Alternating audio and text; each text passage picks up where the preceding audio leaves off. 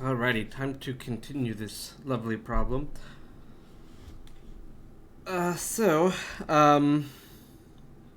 Perhaps yesterday some of you did this. Oh no, I'm out of space.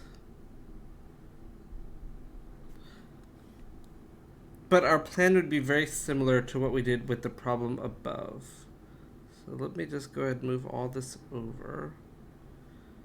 And then I can move this one.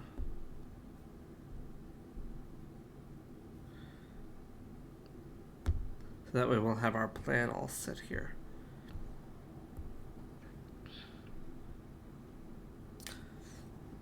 Alrighty, so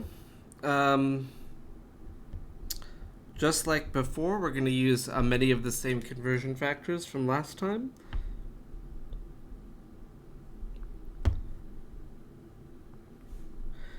And then the only thing that we're doing differently this time is we're looking at a different substance. And so yeah, let's go ahead and do it. So we're just really continuing directly on what we did last time. So sorry, let's go back up to our reaction here. We have exactly the same stuff as before, but this time we're figuring out what is the mass of sodium sulfate that we're going to be producing here. So we're going to use much the same thing as last time. Last time we solved for sulfuric acid and we were able to figure out the volume using the molarity that we're given. This time we're going to be... I really should have written these numbers down. Okay, 1.25.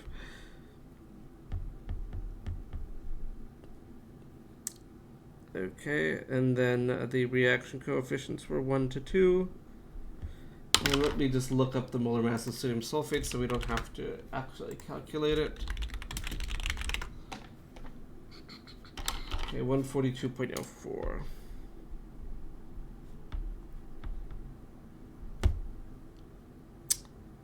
All right, and I think we had 42.62 milliliters.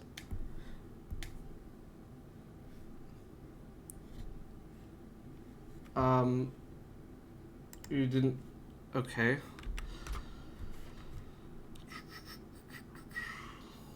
Let's go ahead and show this. Oops.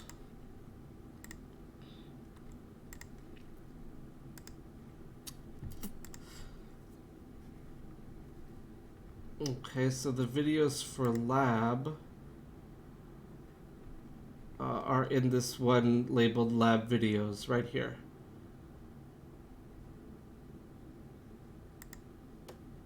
So all the links are right in that file. So that's just your home page, and it's in your lab project section.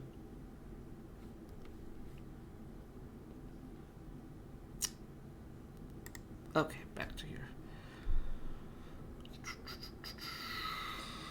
Don't we have to multiply the S and O by 4 and add them for the molar mass of sodium sulfate?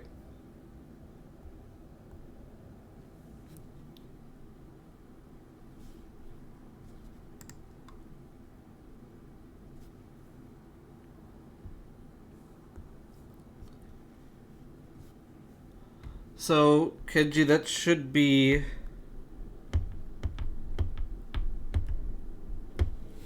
So you would add up all these things.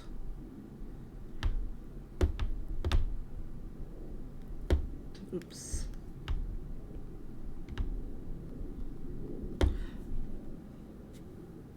So yes, technically, yes, you're going to be adding up all that fun stuff, and you're going to get your molar mass that way. So doing this, you should get that 142.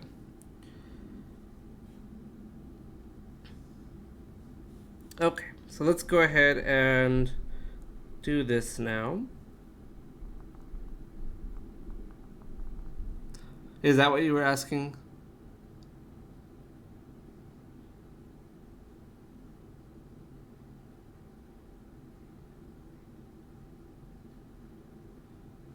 Ah, okay. Okay, good, Kenji. All right, so let's go ahead and do our things. So we are first converting to liters, just like last time. And as always, I have forgotten to include our substance. Next, we're going to use our molarity. And again, we're going to want to put liters on the bottom to cancel it out.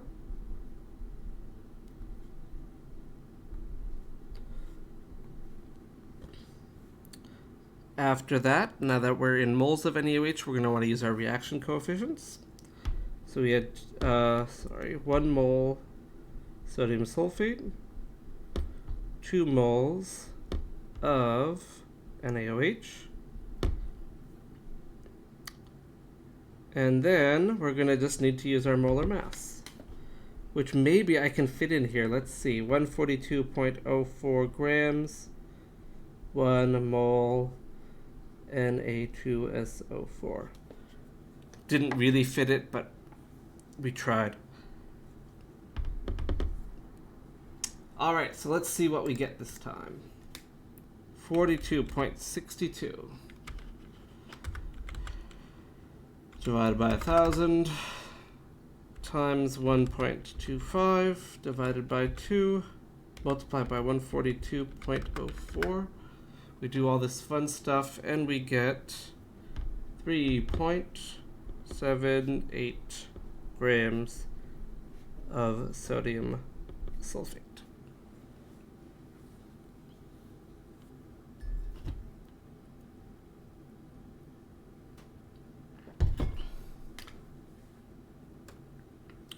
Did anybody try doing this after class yesterday? And if so, did you get this number? And then, I guess if so again, awesome job. So, notice that basically everything was the same. You know, all this stuff was exactly the same. This, I think we had different reaction. No, we had the same reaction coefficient. So, in fact, that was the same as well. So everything here was all the same. And so we only had to just kind of tweak the last part to get a different substance. So the power of this, concept is that you can take, kind of your same conditions and apply them to a whole bunch of various situations. So you can do all sorts of crazy fun stuff with these. So let's just head back real quick to our lovely chart. Here it is. So again, the whole thing centers around this idea of using reaction coefficients to go between moles of something. So you can go, like I said last time, we can go from any of these on the left to any of those on the right. Just depends what stuff you're given in your problem. So,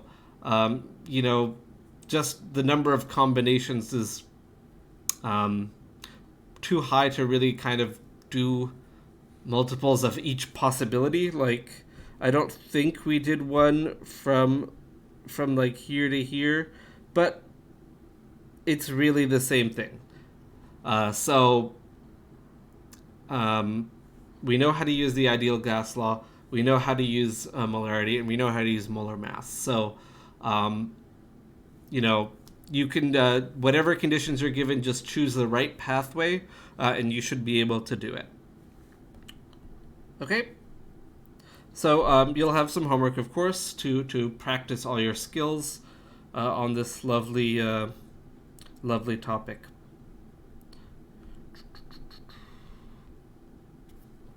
That'll be posted today. I have 4 of your projects written. I have 1 more left to do, which I'll do after early this afternoon. So probably like by 1 o'clock or so, you'll have your project topics, so you can start looking at those.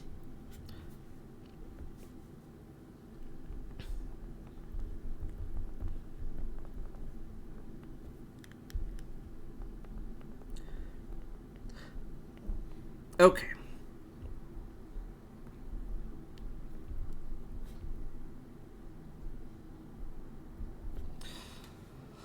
Alrighty, so now let's go into that situation. Let me scroll up again real quick.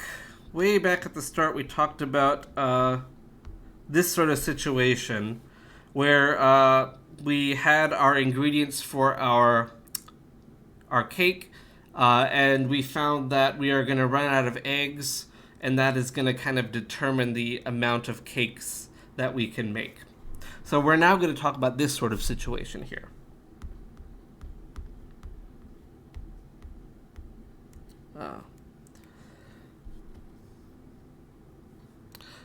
This always means if you have an unequal, amount, you're going to have to make sure that, chances are that one of them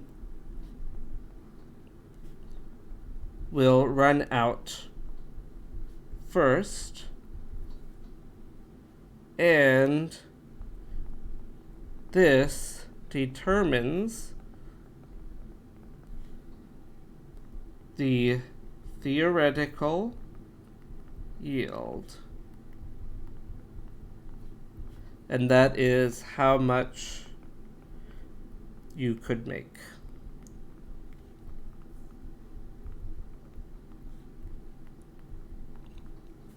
So with that thing where we had the eggs and the butter and all that, our theoretical yield was 2 cakes. We could make 2 cakes, assuming everything went according to plan.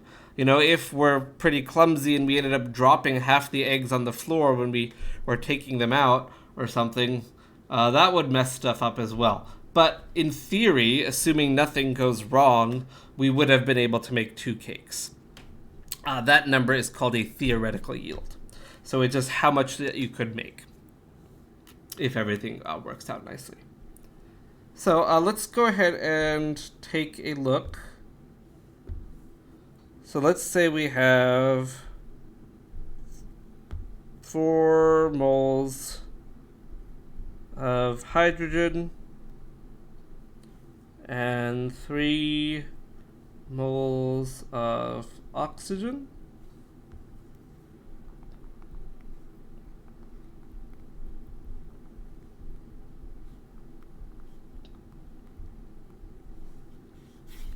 Let's see how much water we can make. Of course, our reaction would be this.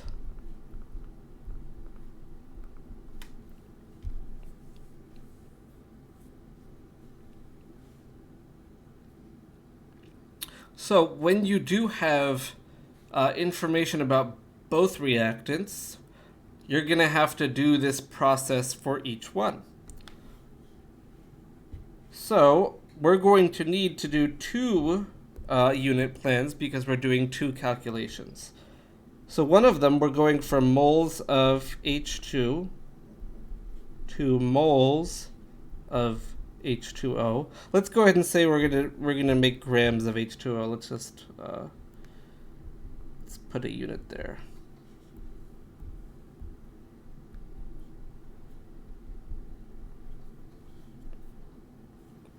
And the other one, we have oxygen, so we're going to want to make a plan for that.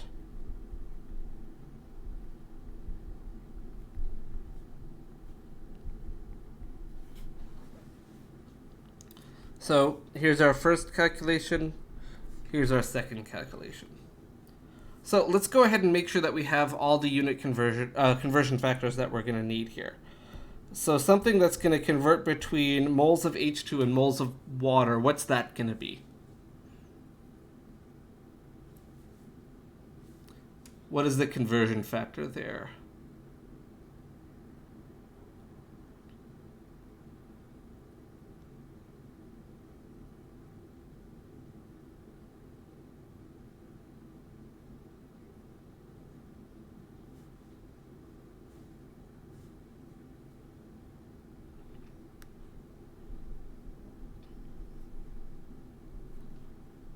I'll go ahead and give us the molar mass for the second one. What's our first conversion factor?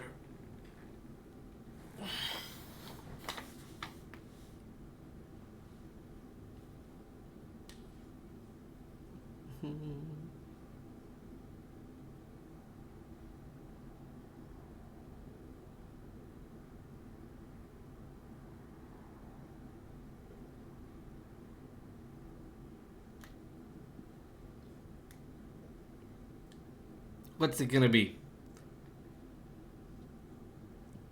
In words or numbers, either way.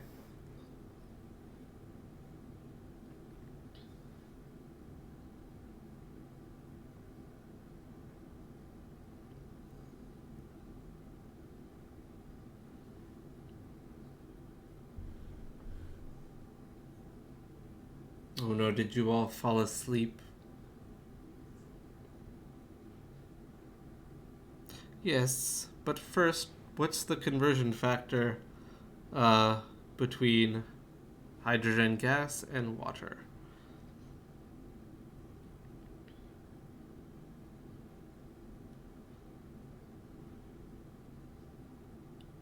So yes, Kenji, this is finding the theoretical yield. Mm-hmm.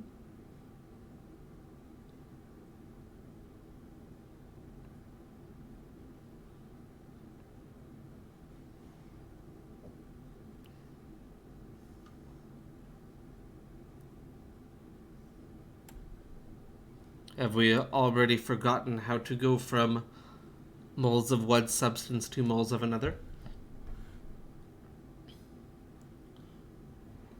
Or are you guys actually like trying the calculation yourselves?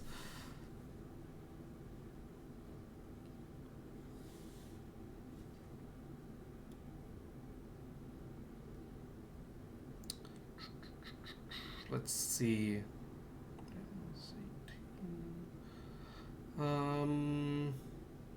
I think it's gonna be a little higher than that, Sherry.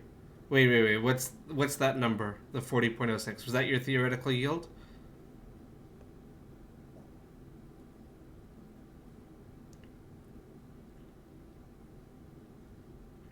Doing it in my head, I think it's gonna be like 72. Okay.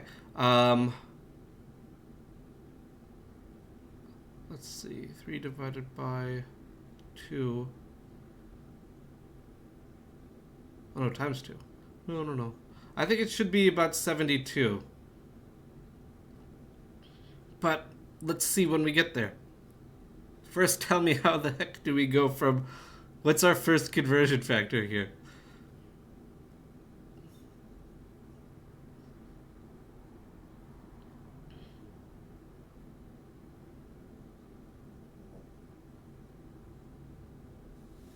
What is this?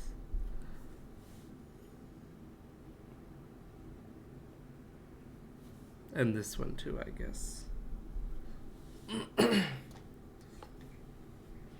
So we're going to see, Kenji, which one is the limiting reactant. And I believe it's going to be hydrogen.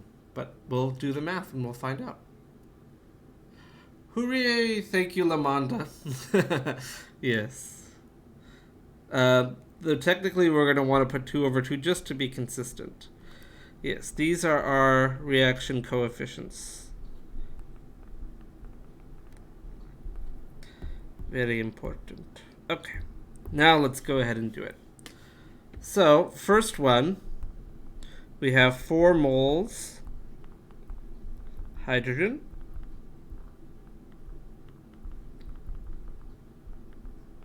We have our reaction coefficients.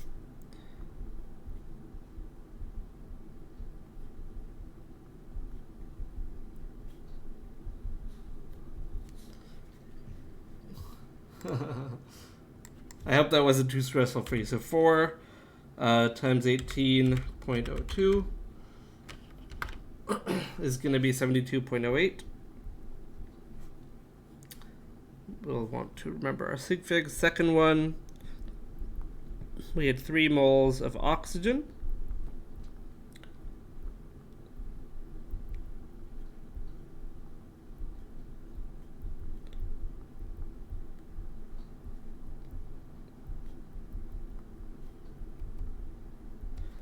Doing this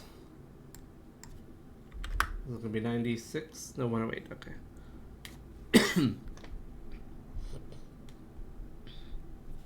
Okay. Oh no, Sherry, I'm sorry to hear that. Alright, so we have seen now the first one will tell us how much water we can make from that amount of hydrogen. The second one tells us how much water we can make based on that much oxygen. So looking at these two, just like with the cakes, we always have to choose the smallest one. Let's write that in purple.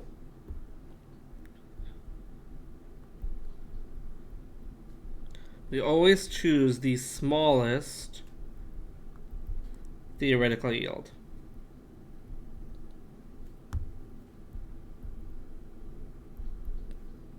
So that would be this 72.1 grams. So our answer for this problem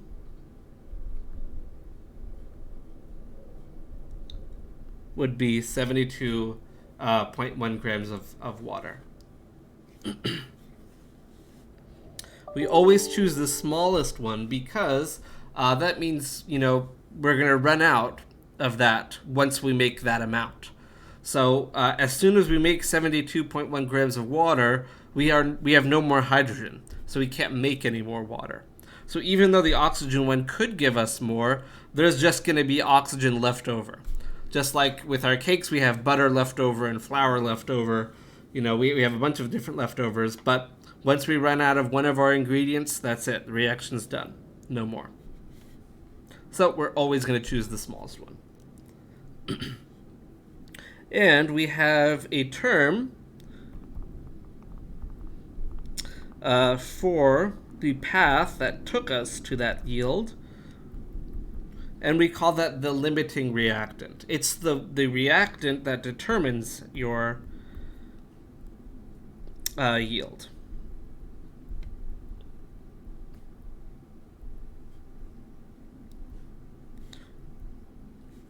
The theoretical yield.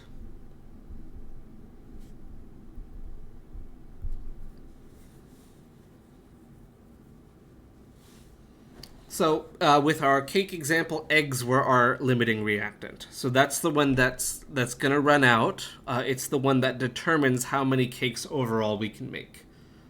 In this case, it was hydrogen that runs out because hydrogen has determined our limiting reactant of water.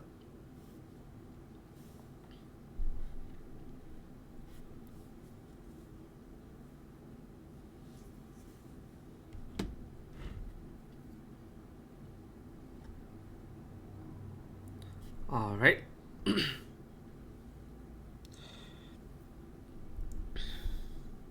Let's see.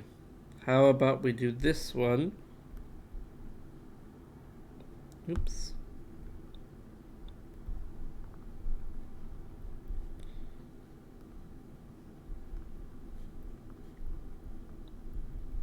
Let's use a different substance. How about KOH this time?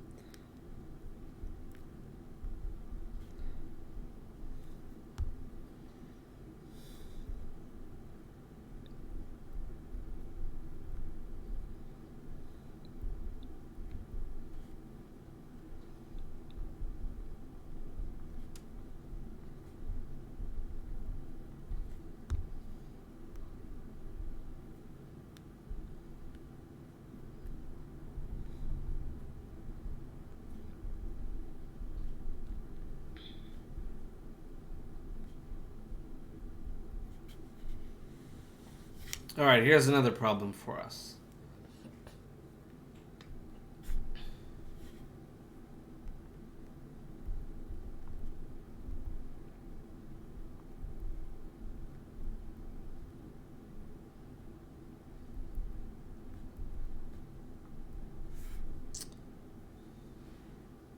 Two questions on it. We're going to be mixing two solutions. We've got potassium hydroxide and nitric acid. We're going to see what is limiting reactant and what is the yield of water. Theoretical yield, of course.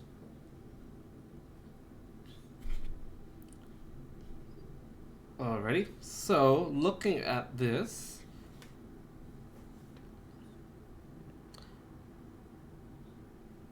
should probably write a chemical equation, right?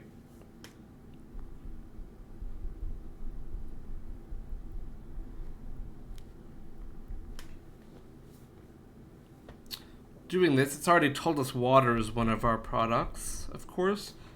This is a standard double displacement reaction, a neutralization in this case. We're doing an acid-base reaction that's producing liquid water. And of course our other product would be potassium nitrate. Looks like this is already balanced for us. Nice and happy. So we're going to want to look at what we're going for here. So again, I've asked for the limiting reaction, or the yield of water, just because we already did the molar mass of that, just for ease of calculation here. So we have liters of potassium hydroxide. We know how to go to moles from that, right?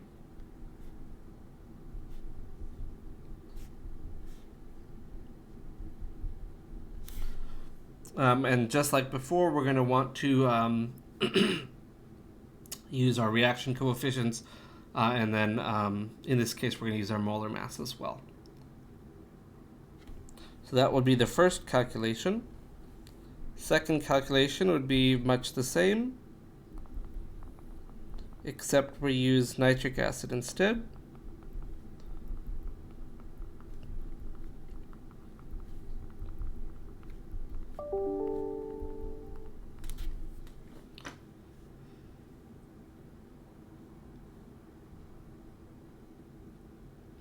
And so we just need to figure out our conversion factors here.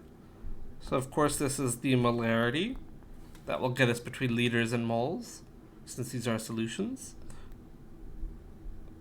We have our reaction coefficients. And for moles to grams, that of course is molar mass.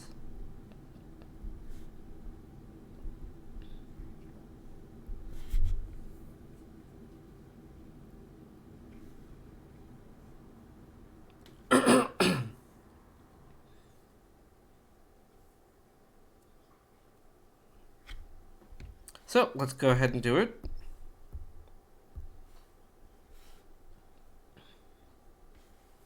So for potassium hydroxide, we have, I don't even remember, 120 and 1.5, okay.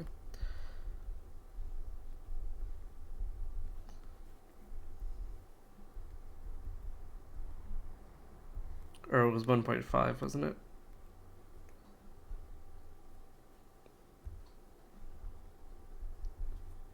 One liter KOH. Our reaction coefficients are 1, as we can see. And then, of course, the molar mass, we've already calculated it last time. Let's double check our units. Liters potassium hydroxide, liters potassium hydroxide, moles. Moles of potassium hydroxide, moles water. So, you can do this. 0.12 times 1.5 times 18.02. Doing this math, we get 3.2436 grams. Again, let's do the second one. Oops, sorry. 0.048 and 3.25, okay.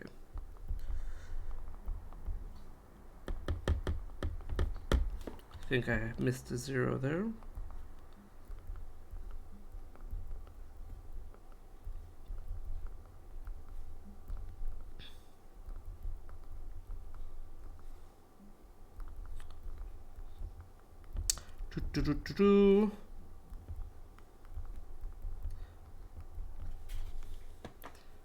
And of course, the last part is the same.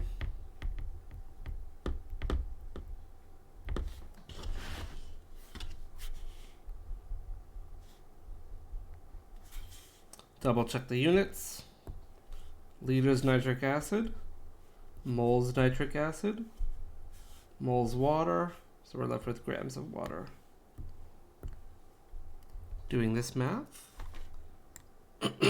0.048 times 3.25 times 18.02. Doing this, we get 2.81112. So looking at these two numbers, we will choose the smallest one. And we'll go ahead and put our sig figs on it too. So our answer for this is that nitric acid is limiting. And the yield is 2.81, sorry.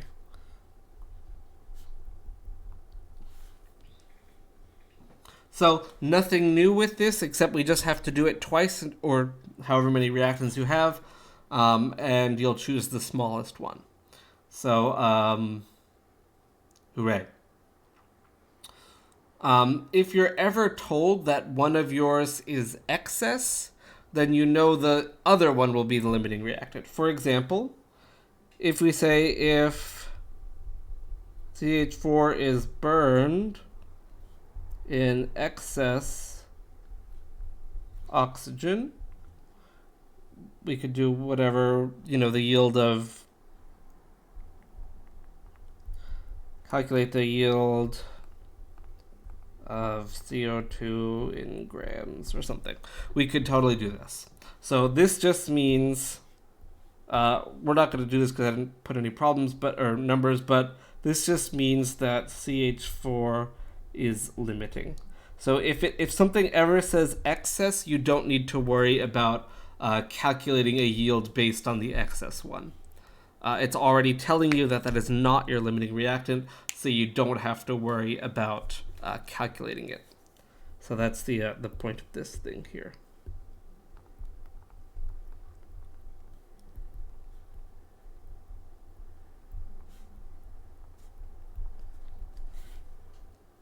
Okay, so we just assume we have more than is necessary. So having one reactant as excess can force your other reactant to become limiting, and therefore can perhaps help you out in determining something. So if you wanted to use stoichiometry as experimental evidence of something, you may want to have one of your reactants be excess, if it's one that you're not particularly interested in.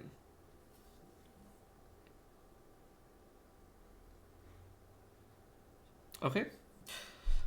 Let's see. Shall we do another of these? Yes. Let's do another one. I have one more thing we're going to add on to this. Actually, two more things today, but we'll do one of them at a time. Not one. Let's say, what reaction shall we do this time? All right, let's do this.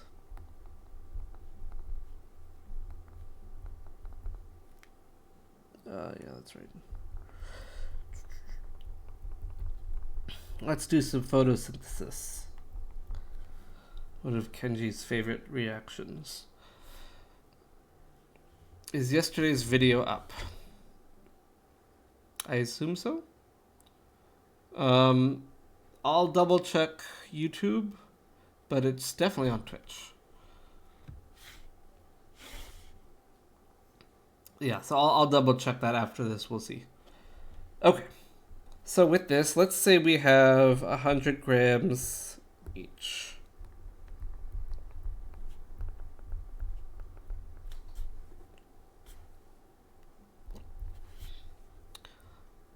Cool. Okay, and I'll double check just to make sure. But it is definitely on Twitch. Okay, so yeah, and I'll check on YouTube after.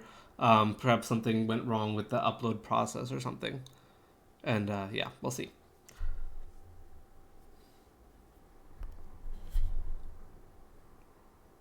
Okay, cool. So looking at these, this is a standard limiting reactant problem. Let's go ahead and figure out the theoretical yield of glucose here, which is that molecule with the question mark. I'll just tell you right now, molar mass of that guy is 180.2.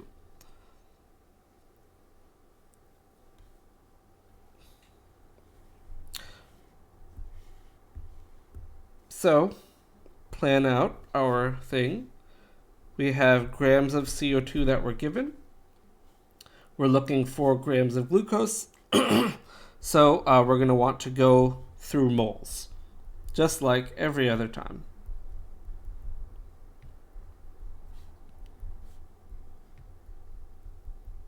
Oops.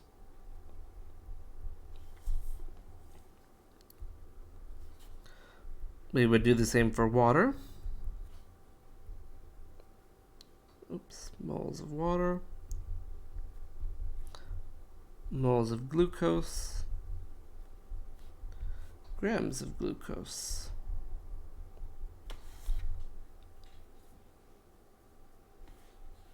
So hopefully nothing too crazy with our unit plan here. So looking at this, we're going between grams and moles. Grams and moles is always molar mass. Moles to moles is reaction coefficients. And moles to grams is another molar mass. We're going to see the same things will be here.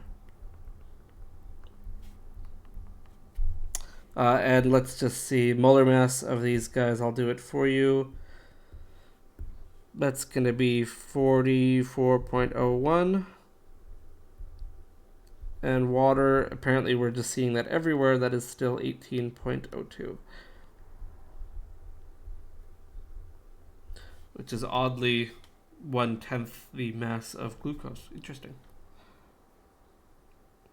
That has no bearing on this problem, by the way. It's just curious. Okay, so let's go ahead and do these.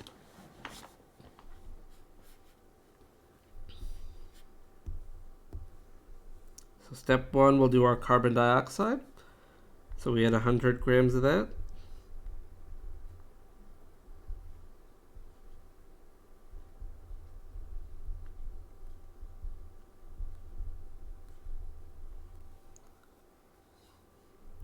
We have our reaction coefficients, which is 1 mole of glucose for 6 moles of CO2.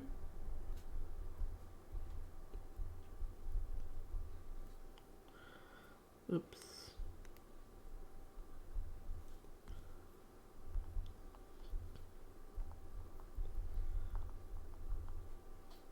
Darn this long formula.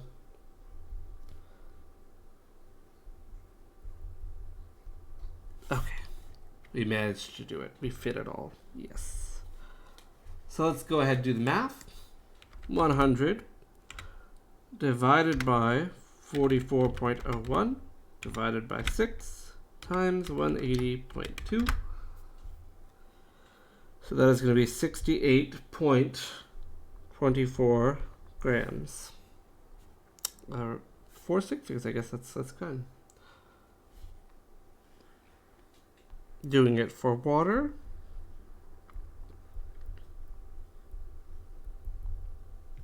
Exactly the same setup. The only thing we're doing is changing the numbers.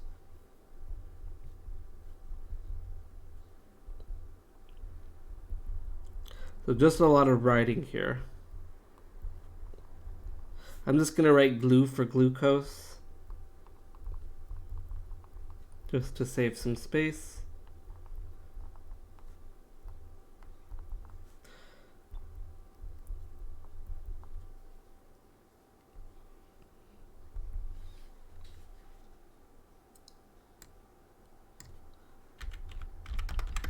Doing that math, we get 166.7 grams. Not water, glucose.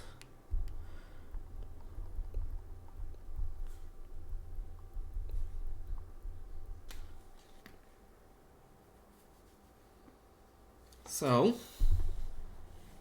the answer is, of course, the smallest one.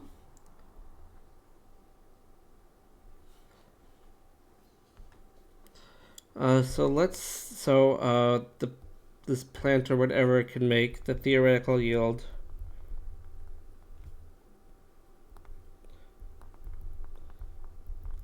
is 68.24 grams of glucose. All right, are we ready for the but wait, there's more? I think so. Ouch. What if I told you, insert your Morpheus memes here, what if I told you that in reality,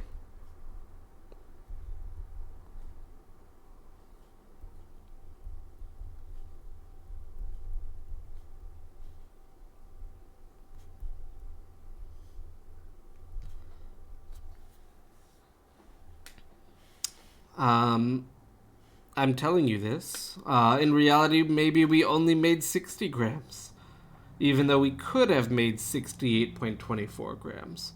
So let's say something went awry. So maybe some of the CO2 went to do some other thing. Maybe it was used for other processes or something. So if this happens, real life happens, we have a term to talk about this. We have something called the percent yield of a reaction. And that is going to be your actual yield over your theoretical yield.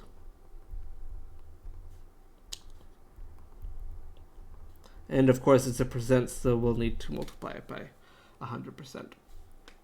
So if we want to see how efficient this reaction was, we can do that for this problem. So I've told us that our actual yield was 60. With theoretical yield we calculated was 68.24.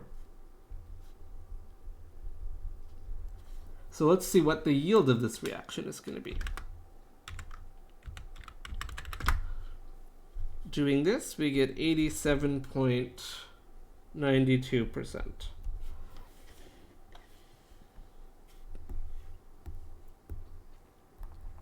So it tells us that this reaction was, 87.92% efficient or effective.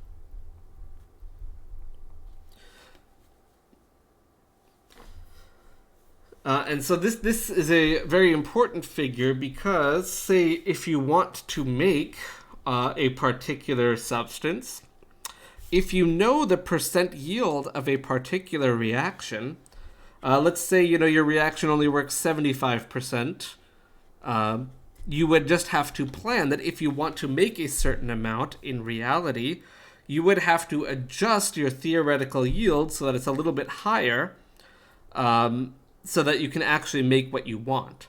So, if you're putting in 100 grams of carbon dioxide into this plant or plankton or whatever, and you're hoping to get out 68.24 grams of glucose, but you know that this plant is only 87% efficient, you're going to be disappointed. You're not going to get out your theoretical yield. So this is an important procedure for real life stuff. So let's take a look at that. Let's say if we wanted 75 grams of glucose in actuality, or in reality, whichever one, we can see how much CO2 we should give the plant. So assuming it's the same yield as before. So we're going to say our percent yield for the reaction is 87.92%.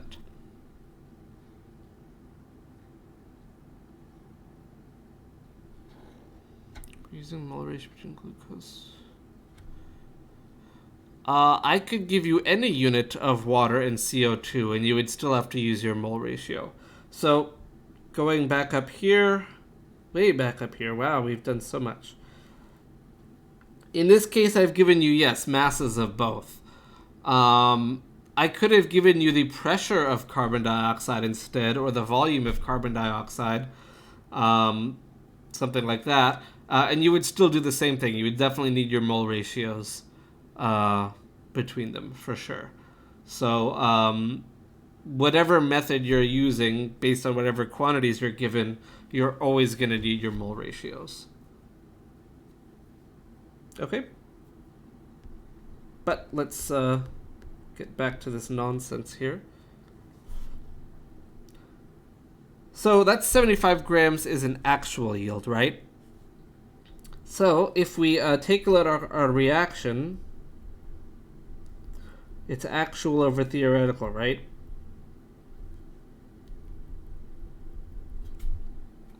So that tells us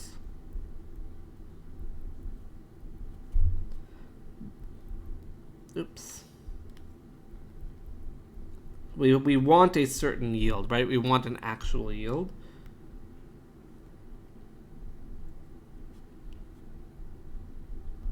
So we can figure out what our theoretical yield would be, or what we would want it to be. And then we can work backwards from that. Very exciting. 8792. Oops. So solving for theoretical yield here.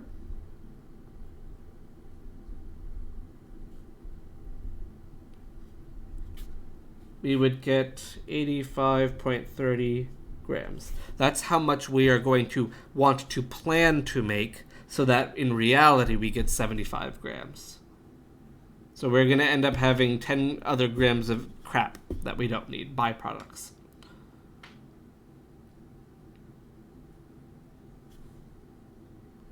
And so now, this is glucose, right? And we're asked how much carbon dioxide. We can do the same stuff we've done before. Hooray. We can go from grams of glucose to moles of glucose to moles of CO2 to grams of CO2. No problem.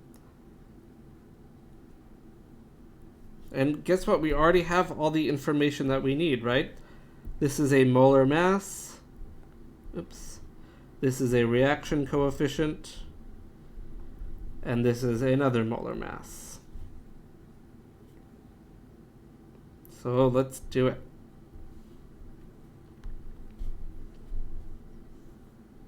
.30 grams glucose.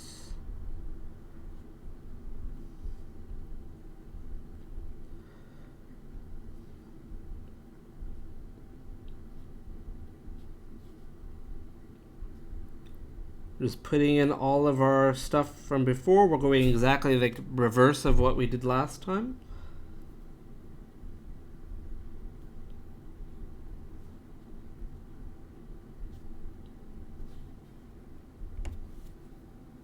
We may be able to fit this all in one page. Let's see. So we have that number divided by 180.2, multiplied by 6, multiplied by 44.01.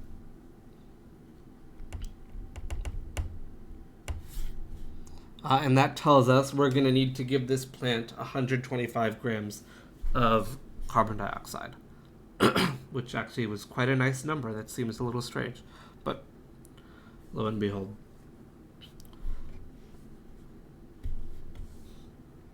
So if you are, a person in chemical industry or whatever trying to make stuff, you can do that by using the percent yield of your reaction, whatever it happens to be. Usually for the same reaction, it's the same yield because you typically get the same amount of byproducts proportionally, and so you're going to see that this is a very powerful way to do that.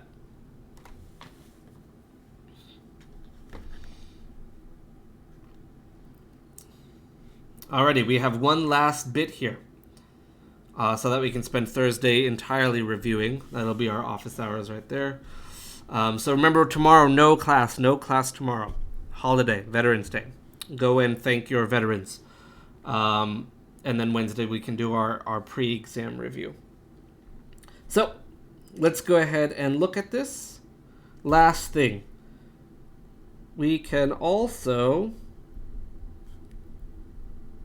find the energy associated with a reaction. Previously, we've seen a reaction like this, not really a reaction, but we saw that this had a delta H value, right? This was delta H fusion. This told us how much energy was required for this process to happen.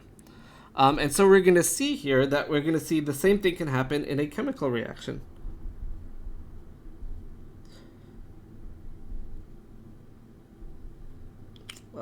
CO2 plus 2H2O. Let's say, and delta H for this reaction is,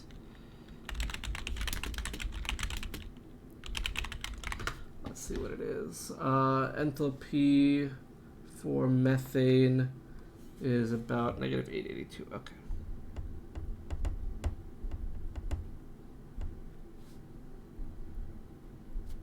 This delta H that we have seen before, there's a delta H for every reaction. We're going to see that we can apply it in this way just like before. The fun thing about this delta H is that this tells us for whatever our reaction coefficients are, that is equal to our delta H. So same thing here. Whatever amount we're given of each reactant, we can use our delta H as a conversion factor.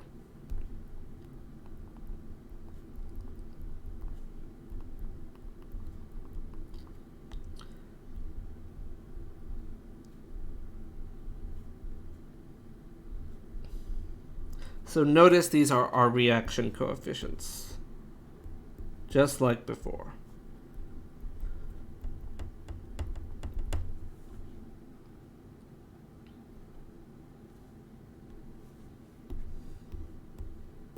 And so we could see how much heat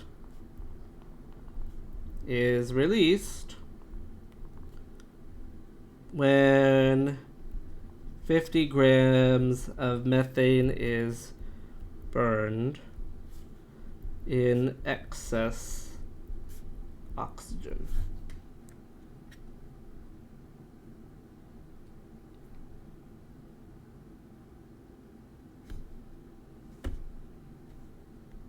So we would do this just like any other problem. Let's look at our plan here. So we're starting with grams of methane. We're going to want to go to moles and then to kilojoules. So we have our molar mass as a conversion factor. We now have our delta H as a conversion factor. So we're just throwing in one extra possibility. So we can also work with energy. So of course, if you are wanting to heat your house to a certain temperature or whatever, you're going to have to potentially burn some natural gas, maybe, depending on what your system is. But if you want to see how much natural gas you're going to need to heat your house, you could do that. So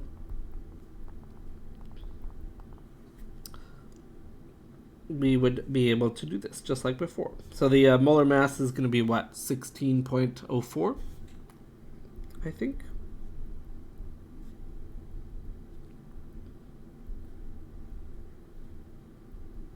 And we just need to use our delta H here. And we saw here our conversion, our coefficient, for methane is 1.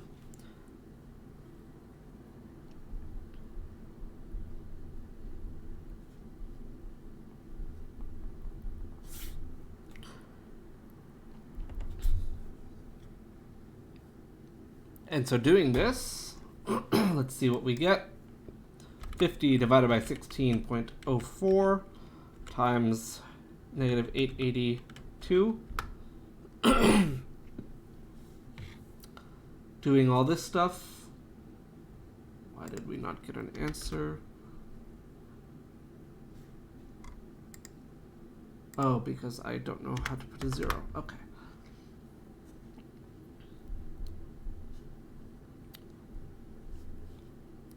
Doing this, we get 2,750 kilojoules.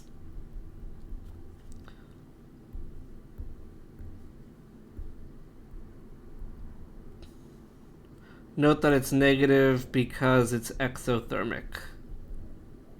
Just like before, we're releasing heat, so that is typically written as negative.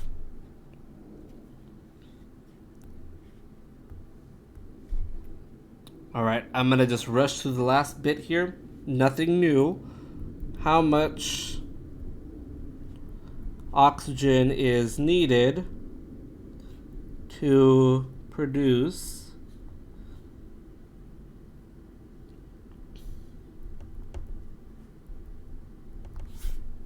negative 2,000. Yes, it did. So that's why we didn't have to worry about oxygen for this one.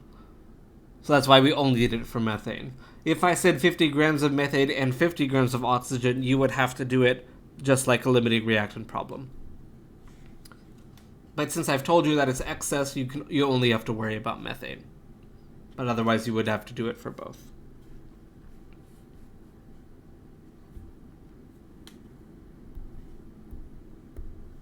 So, kilojoules.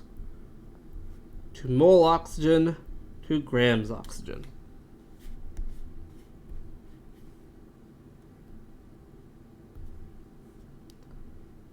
Our conversion factors here are delta H and molar mass.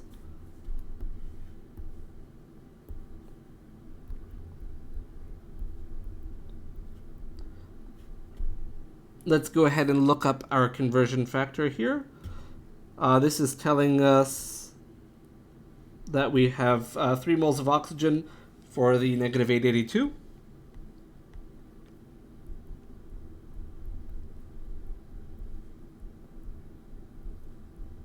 So don't forget your 3 there. While last time it was 1 because the coefficient of methane was 1, here we have to do 3.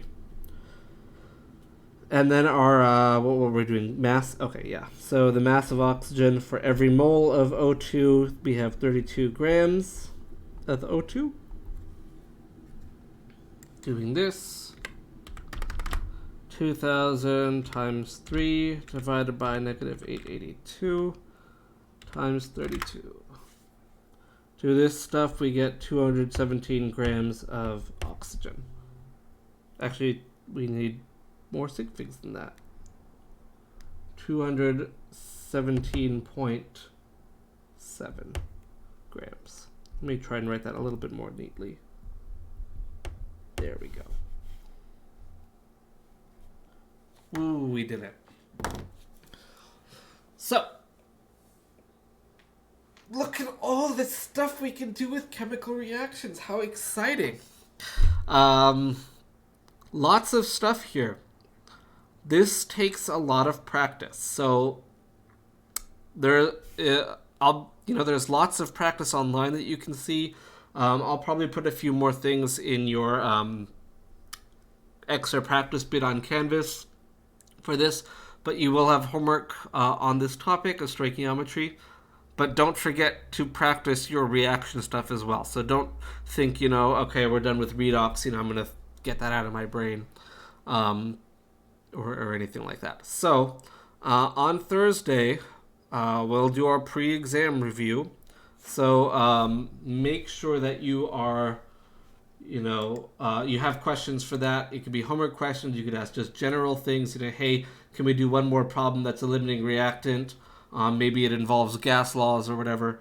Any sort of thing like that would be just fine. So let's see. So good thing a number of you have done the Proctorio practice quiz, which is awesome. So hopefully that worked out smoothly. I guess we'll see otherwise. So definitely make sure that all of you go ahead and take that practice quiz just to make sure that it's working with your computer and all that. So, okie doke. With that, remember, tomorrow there is no stream. Honor your veterans instead. And I'll see you all on Thursday if you want. If no one posts any questions for us to go over, it makes things slow and sad. So, yeah, definitely do that stuff.